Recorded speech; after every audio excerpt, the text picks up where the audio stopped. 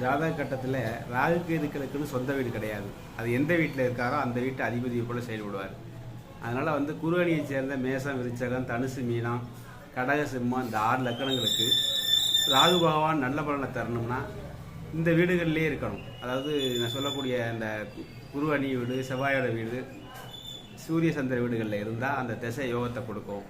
அவ்வாறு இருந்து அதுவும் 3, 6, 10, 11 இருந்து இயற்கை சுபக்கிரகங்களால் பார்க்கப்பட்டால் அந்த திசை யோகத்தை கொடுக்கும் அப்படிங்கிற விதி.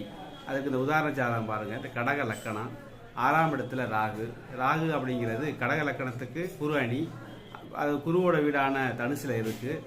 அப்போ இந்த ராகு திசை நடக்கிறப்ப அதுவும் குரு பகவானால் பார்க்கப்பட்ட அந்த ராகு திசை சாதகருக்கு மிகுந்த யோகத்தை கொடுக்குது. அதில் இன்னொரு வகையில் பார்க்கும்போது 6, 9 கூட இருக்கிற வகையில் முதல்ல அதிகமான யோகத்தை சாதகருக்கு அள்ளி கொடுத்து கடைசி போகக்கூடிய காலங்களில் சில கஷ்டங்களையும் நஷ்டங்களையும் அது கொடுத்துருக்கு.